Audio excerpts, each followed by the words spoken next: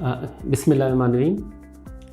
अगर गला बार बार ख़राब हो जाता है और गले में इचिंग होती है, ख़ारिश वगैरह स्टार्ट हो जाती है, या पेशेंट को महसूस हो जाता है कि डॉक्टर साहब बार बार गले को ना मुझे साफ़ करना पड़ता है इस तरह की ना आवाज़ आती रहती हैं, फॉरेन बॉडी सेंसेशन हो जाती है, कोई चीज़ अटकी अटकी सी महसूस हो जाती है, या मुंह से बदबूदार स्मेल फील होना शुरू हो जाती है, बाज़ औक़ात आवाज़ बैठ जाता है, तो उसकी वजूहात क्या होती हैं, आखिर इसकी ट्रीटमेंट क्या है?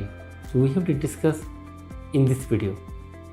My name is doctor Tariq Sheikh, working as ENT head and neck surgeon. बुनियादी तौर पे मैदे में जब हाइड्रोक्लोरिक एसिड बन जाता है तो वो तेज़ाबियत मैदे से खुराक की नाली में चली जाती है।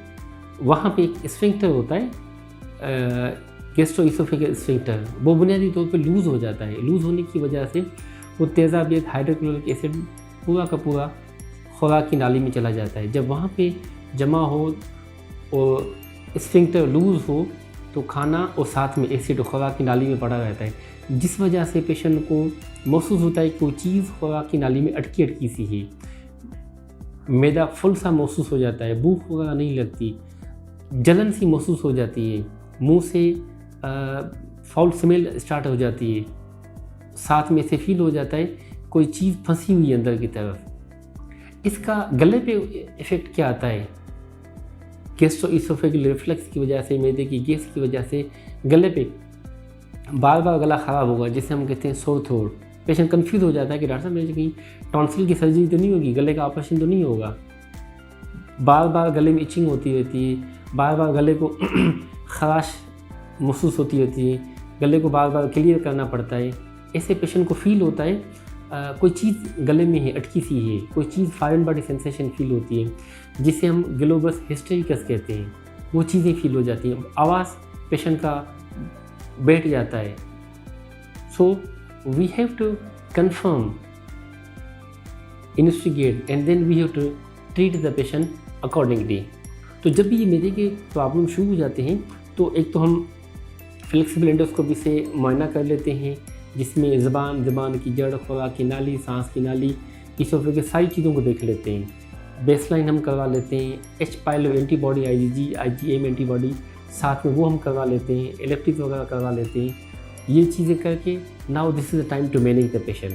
पेशेंट को काउंसिल किया जाता है कि देखिए ये चीज़ें टॉन्सिल की वजह से नहीं है, सर्जरी की कोई ज़रूरत नहीं है। क्यों? कई पेशेंट होते हैं तो एंटीबायोटिक लेते रहते हैं, बेतहाश एंटीबायोटिक, मल्टीपल किस्म की एंटीबायोटिक लेते रहते हैं, जिससे मज़ीद मुंह, ज़बान, गला छिल जाता है, पक जाता है, अल्सर से बन जाते हैं, और मैदे की एसिडिटी मज़ीद बढ़ती होती है, गैस मज़ीद बढ़ती होती है, रिफ्लक्स मज़ीद बढ़ता रहता है, मज़ीद वहाँ पे दाने से बन जाते हैं, जिसे हम ग्रेनुलर फेरेंजाइटिस कहते हैं। तो ऐसे पेशेंट को एक रेशियो किया जाता है, साथ में काउंसिल किया जाता है। पेशेंट को अवॉइड किया जाता है कि आपने हुक्का नहीं लेना, सिगरेट नहीं लेना, आपने अल्कोहल इस्तेमाल नहीं करना। ओवर वेट पेशेंट होता है, उसको कहते हैं कि आप वेट रिडक्शन करें, लाइफ स्टाइल मॉडिफिकेशन करें, डाइटरी हैबिट्स को चेंज करें। आप नाश्ते से पहले 4 गिलास पानी के हों, डेली 10 से 15 गिलास पानी हों, 3.7 litre, this is recommended for adult mail. इसी तरह आप फल लें, फ्रूट्स लें, फ्रेश जूसेस लें, अवॉइड करें, गले के लिए आपके लिए नुकसान है। कोल्ड ठंडी चीज़ें इस्तेमाल ना हो, ऑयली तली चीज़ें इस्तेमाल ना हो, सोर खट्टी चीज़ इस्तेमाल ना हो, स्पाइसी चीज़ें, फास्ट फूड, जंक फूड, ये चीज़ें इस्तेमाल ना हो पेशेंट में। इसी तरह आपकी नींद पूरी होनी चाहिए, क्योंकि एंजाइटी, स्ट्रेस, इसकी वजह से भी रिफ्लक्स होता है, अल्टीमेटली गला ख़राब हो जाता है। तो उनकी नींद आपकी 7 से 8 घंटे आपकी वो पूरी होनी चाहिए। वॉक हो, एक्सरसाइज हो, ब्रीथिंग एक्सरसाइज हो, योगा हो, इस तरह की चीज़ें हों आपके लिए। तो जब ये चीज़ें पेशेंट अवॉइड कर लेता है, स्पेशली पेशेंट्स सोने और खाने के दरमियान, हम कहते हैं कम से कम 3 घंटे का वक्फा हो, और जब आप सोएं तो थोड़ा सा तकिया ऊंचा करके सोएं, जिससे आपकी रिफ्लक्स का प्रॉब्लम वहाँ पे ना हो। तो सारी चीज़ें मैनेज कर लेता है, गैस्ट्रोइसोफेगल रिफ्लक्स ठीक हो जाता है। साथ में हम पेशेंट को कहते हैं कि आप प्रोटॉन पंप इनहिबिटर मेडिकेशन दे देते हैं, कैप्सूल फॉर्म में हम दे देते हैं, सिरप फॉर्म में चीज़ें हम दे देते हैं, माउथ वाश दे देते हैं, एंटीहिस्टामिन वगैरह दे देते हैं, गार्गल्स वगैरह दे देते हैं, जिससे पेशेंट बिल्कुल आवाज़ उसकी बार बार इचिंग, बार बार खराश, बार बार सोर थ्रोट, गैस्ट्रोएसोफेजियल रिफ्लक्स, सारी चीज़ें सेटल हो जाती है, पेशेंट बिल्कुल नॉर्मल हो जाता है।